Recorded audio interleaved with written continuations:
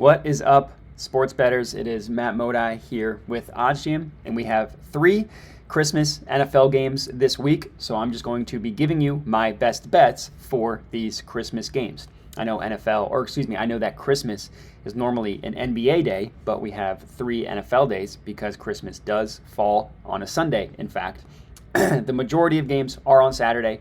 We do have 3 on Sunday for Christmas. So let's chat about it. The plays that I found, of course, I found using OddsJam, using the positive expected value page. Gaining the edge over the sportsbooks is incredibly important. And an unfortunate reality of sports betting is that sportsbooks generally have the edge over you. That's how they make their money. They charge a vig. So if you're able to gain the edge back over the sportsbooks, it's very valuable in the long run. You're not going to win every single bet. You're not going to profit every single day, week, month.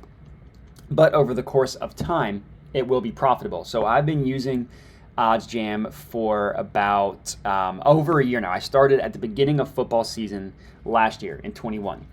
I started with a $500 bankroll, so not a huge bankroll, and I have profited over $16.5K in that span.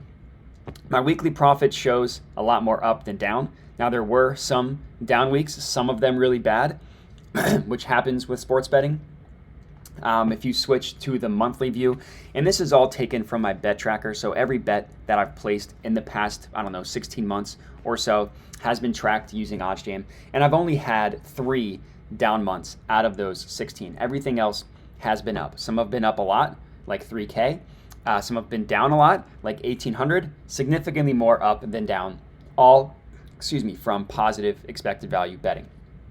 So the play that I am locking in here, and we can get right to it, is the Tampa Bay Buccaneers -4.5. So this play is at -122 at FanDuel, and let's chat about it. So OddsJam, the number one important thing to understand about positive expected value betting is these no vig odds here. So these odds I like to call the OddsJam perfect line.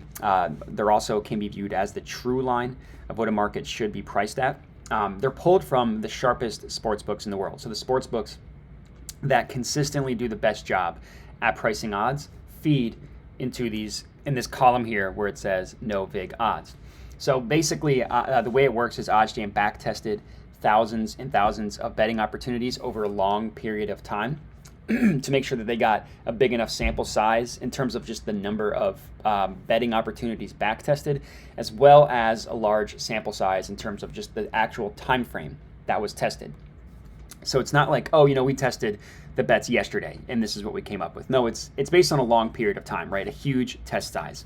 And the logic here is saying, okay, over the course of time, these X amount of sports books consistently did the best job at pricing odds. Well, we're going to use them to set the market moving forward, saying, hey, these X amount of sports books will remove the vig, use a weighted average, giving heavier weight towards the sharper books, remove the vig from those sports books, and find opportunities where we're getting better odds on other sports books, which is exactly what we have here. So the play, as I mentioned, Tampa Bay Bucks -4.5, -122 at FanDuel.